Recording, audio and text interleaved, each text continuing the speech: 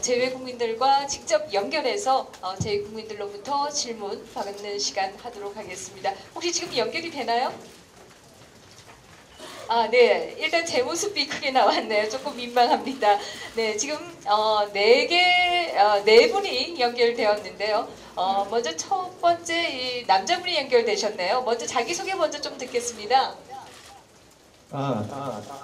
안녕하세요. 저는 지금 보스턴에 살고 있는 문태욱이라고 합니다. 교수님, 후보님, 안녕하세요.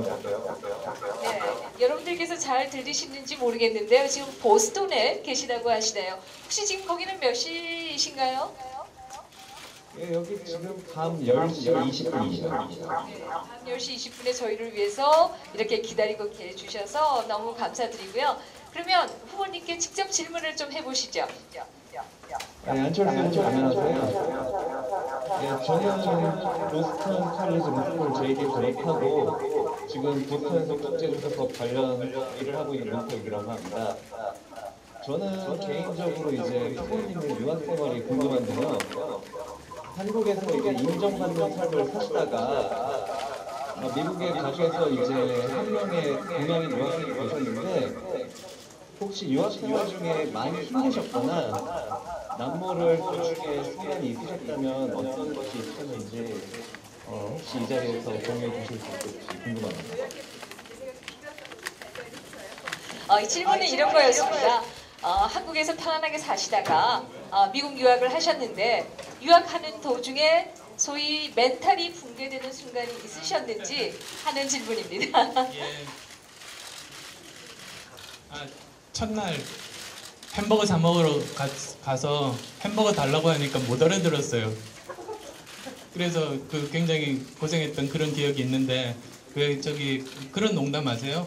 어떤 사람이 영어 학원 가서 영어 선생님한테 워터라고 하면 안 되고 워러라고 해야 된다고 듣고 그거 이제 써먹으려고 국제선 비행기를 타서 승무원한테 워러 플리즈 그랬대요.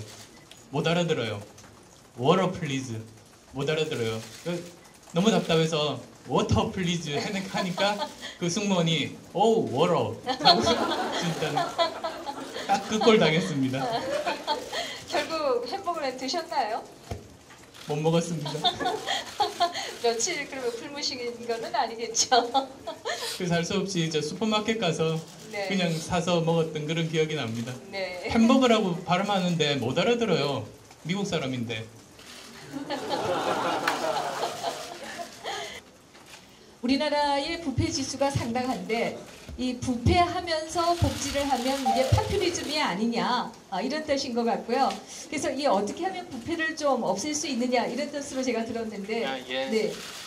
제가 안철수의 생각이라는 책에서도 그 문제 언급을 해서 저도 많이 고민을 했습니다. 우리나라가 경제 10위 정도의 대국인데도 부패 지수가 40몇 위 정도권입니다. 사실 굉장히 부끄러운 그런 수치인데 이 문제가 해결이 되지 않으면 국민들이 조세 저항에 부닥치게 되죠. 그리고 또 준법에 대해서도 왜 나만 저 높은 분들은 법 안 지켜도 잘 사는데 왜 나만 이렇게 엄격하게 하느냐는 그런 저항에 부닥치고 세금 문제도 마찬가지인 것 같아요. 그러니까 우선 이런 복지국가를 건설하면서 여러 가지 증세 논의들이 나오는데 그 이전에 또는 병행해서 꼭 해야 될 일이 투명성 강화라고 생각합니다. 그리고 부패 척결, 세금을 낸 국민들이 자기가 낸 세금이 정말 투명하게 잘 쓰여져서 그 혜택들을 자기가 직접 받을 수 있다면 그러면 앞으로 우리가 이렇게 공동체를 복원하고 복지국가를 건설하는데 굉장히 큰 힘이 되고 필수적인 요소라고 생각합니다. 그러기 위해서는 여러 가지 우선은 제도 보완이 돼야 될 겁니다. 지금까지 제도적으로 좀 부족한 부분이 있었다면 그 부분에 대해서 좀 더 강화하고 또 제도를 잘 지켜야죠.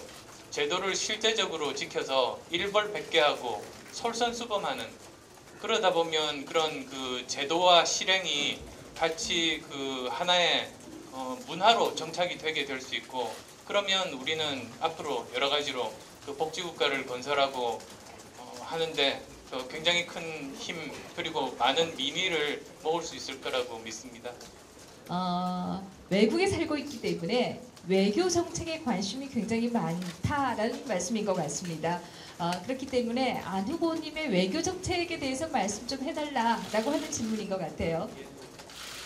제가 책에서도 밝힌 바가 있는데 뭐 가장 기본적인 원칙은 그 인류의 보편적인 가치를 기반으로 하고 국익을 우선으로 하는 그러한 외교, 그건 뭐 상식적인 거죠. 당연히 그렇게 해야 되는 거고, 지금 우리나라가 처해 있는 이런 현실들을 보면 우리나라 주위로 이제 4대 강국이 있습니다. 미국, 일본, 중국, 러시아가 있고, 또 이제 우리는 글로벌 시대에 살고 있으니까 또 수많은 그 아세안 국가를 비롯해서 굉장히 많은 국가들과 이제 외교 관계를 잘 해야만 되는 그런 상황인데, 기본적으로는 이제 튼튼한 한미 관계, 한미 동맹을 굳건히 하는 그런 기반 하에서 여러 가지 관계들을 이제 정립해 나가야 될 거라고 생각합니다. 중국과도 이제는 중국과 거의 우리나라 수출의 4분의 1이 이제 중국과로 하게 되니까 중국과도 좀 더 관계를 개선하는 쪽으로 노력을 기울이고, 그리고 또 일본도 마찬가지고 러시아도 우리가 이제 제가 얼마 전에 북방 경제 말씀을 드렸습니다만 그런 쪽을 통해서 여러 가지 협력할 수 있는 그런 부분들이 굉장히 저는 많을 거라고 봅니다. 또한 이제 아프리카나 중동이나 유럽 이런 많은 나라들도 수출도 굉장히 많이 이제 증가하고 있는 추세이기도 하지만 또 다른 여러 가지 인권 문제라든지 같이 협력해야 될 인류의 보편적인 가치에 기반한 그런 부분들이 많습니다. 이제는 우리나라가 그런 부분에서도 선도적으로 나가야 되는 역할을 수행해야 되기 때문에 그런 쪽도 이제는 게을리하지 말아야 된다고 생각합니다. 환율이 너무 올랐습니다.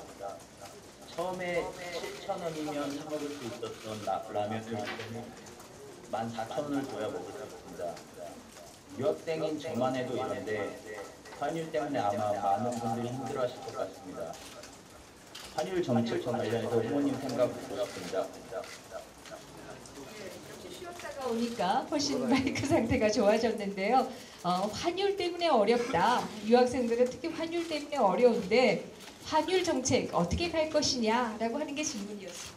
네, 환율 정책이 이제 국가마다 굉장히 지금 첨예한데 기본적인 원칙은 시장에서 환율들은 판단할 수 있도록 잘 작동할 수 있도록 하는 게 이제 국가들의 임무이기도 합니다.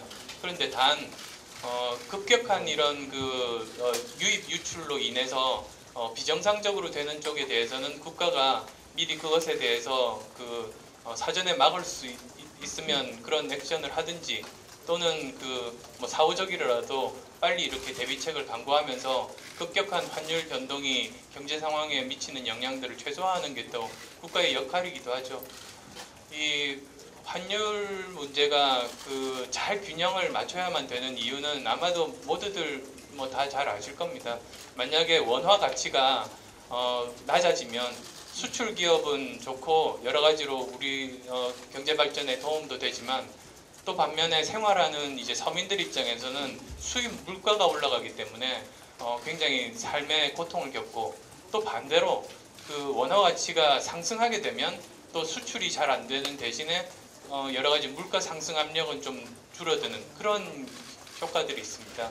그러니까 이 두 가지 서로 상반된 것들 사이에서 적정한 환율을 유지할 수 있도록 정부가 잘 역할을 해야 되는, 지금은 뭐 그런 정책들로 앞으로 계속 나가야 될 거라고 생각합니다. 즉 적정한 그런 수입과 물가 사이에 적정한 환율점을 찾을 수 있도록 잘 자유시장에 맡기되 잘 선도하는 역할을 하면서 동시에 급격한 그런 환율 변동이 경제에 악영향을 미치지 않도록 감시하는 역할들, 그리고 거기에 따라서 제도들을 잘 정비하는 역할들이 국가의 몫이라고 생각합니다.